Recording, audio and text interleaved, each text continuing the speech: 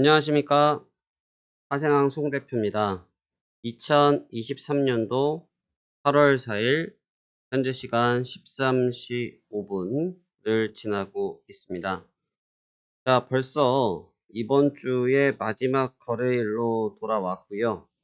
참 이번 주 굉장히 높은 변동성과 강한 흐름 속에서 마무리를 짓고 있는 상태인데, 자, 어떻게 이번 주 시장을 정리하는 것이 좋을지, 그리고 지난밤에 다우지수의 움직임은 어떠하였는지 한번 분석하면서 대응 전략에 대해서 논의해 보도록 하겠습니다.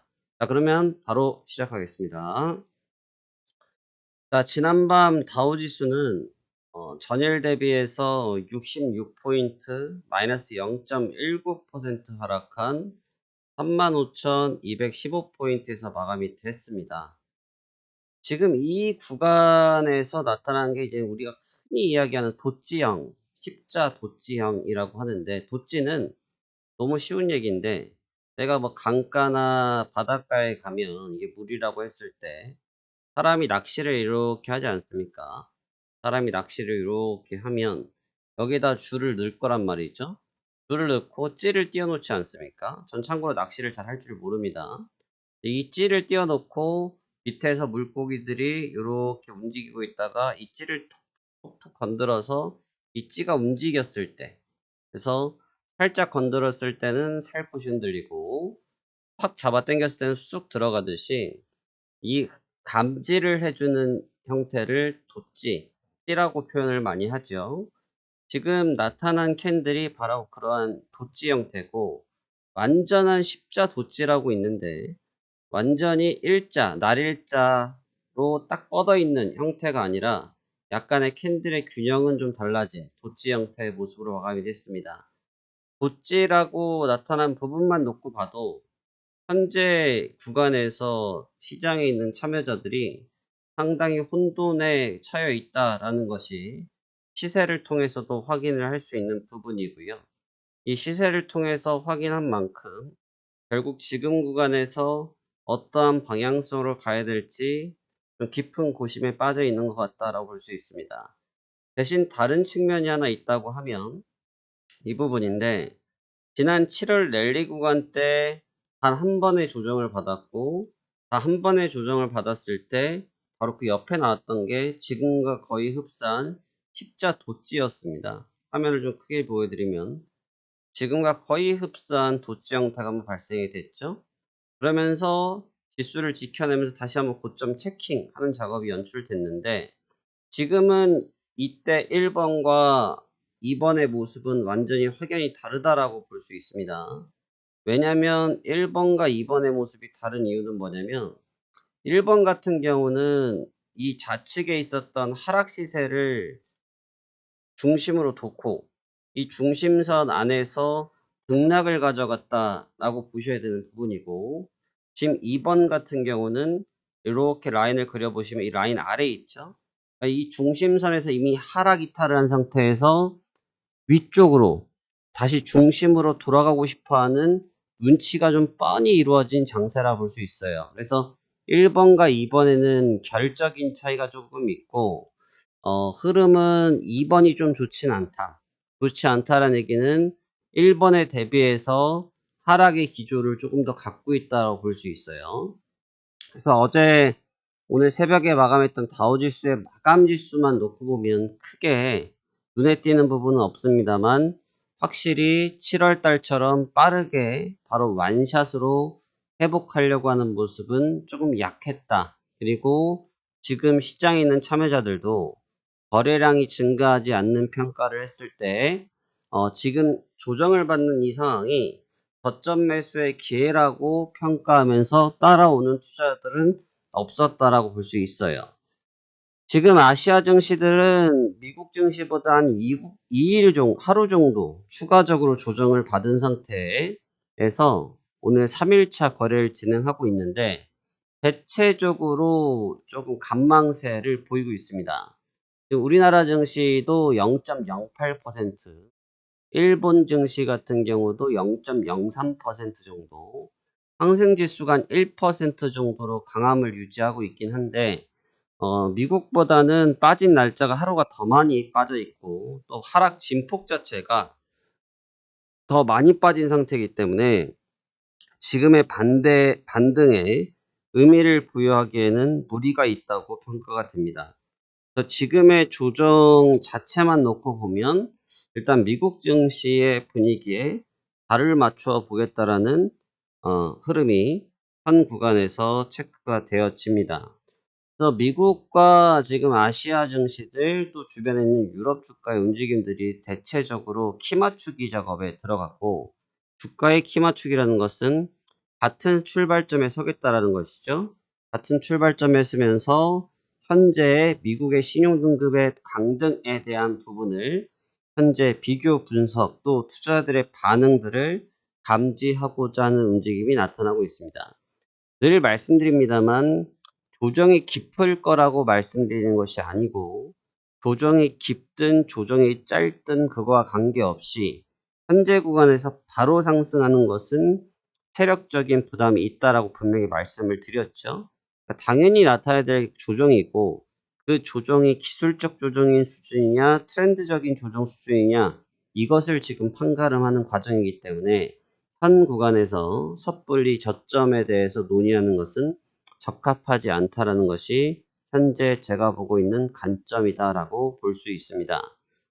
지금 분위기 자체는 크게 나쁘지 않고요. 분위기 자체는 크게 나쁘지 않고 일단은 한 번 더 넘어가 보겠다 뭐 이런 느낌인데, 해외 선물 시장 쪽에서 흐름을 살펴보면 전일 나스닥이 지금 며칠째 조정을 받고 있죠.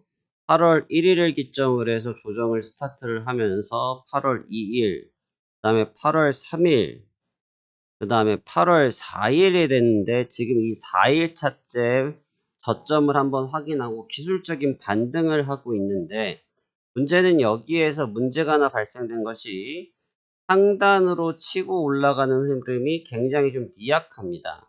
이 상단에서 치고 올라가는 흐름이 미약하다라는 부분은 뭐 여기와 비교를 하시면 될 것 같은데, 이런 식의 조정을 받더라도 밑에서 치고 올라가는 힘이 굉장히 강력했는데 현 구간에서는 그 점이 약해요.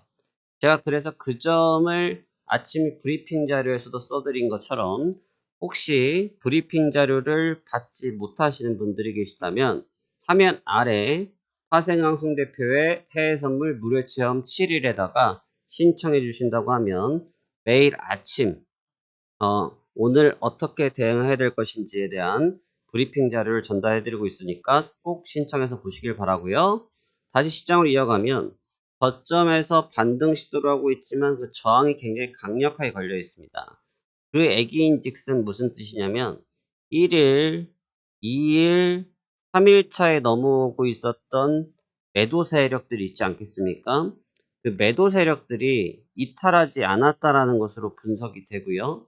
그것은 거래량으로 증명이 되기 때문에 맞다라고 보여지고, 여기에서 매도 세력이 확충된 상태에서 계속 방향성을 하향 조정하고 있는 그런 상황이라고 봐야 되는데, 매도의 포지션이 눌러져 있다 보니까 단기 익절에 따른 매수로 반등이 조금 나타나지만 트렌드적인 반등을 하긴 어렵다. 대신 매도의 세력 자체도 주춤한 상태이거든요. 그러니까 포지션이 빠져나가지 않았지 신규로 들어오는 부분은 굉장히 적기 때문에 오히려 저점 매수를 잠깐 할 수 있어요. 제가 어제 같은 경우도 저점 매수를 통해서 수익을 걷어냈거든요. 저희는 저점 매수를 통해서 2번을 매매를 통해서 걷어냈는데 그 2번을 굉장히 짧은 시간 안에 뭐 30분 이내, 16분 이내에 수익을 다 걷어냈습니다. 그게 가능했던 이유는 뭐냐면 수익이 짧았다라는 것, 시간이 짧았다는 것은 매매 시간이 짧았다는 뜻은 흐름을 짧게만 봤다라는 얘기가 되는 거고, 흐름을 짧게 봤던 이유 중에 하나는 또 뭐냐면 방금 설명드린 것처럼 1, 2, 3에 쌓여져 있는 매도가 분명히 눈에 보이기 때문에 언제든지 깨질 수 있다라는 두려움이 있다라는 거죠. 그렇기 때문에 매수를 짧게 보는 거죠. 그래서 오히려 기술적인 매도를 봐야 되는 구간이고, 단기 매수, 기술적인 매도 이런 방식이 이번 주 매매의 마무리를 해야 되는 전략이 되지 않을까 생각이 듭니다.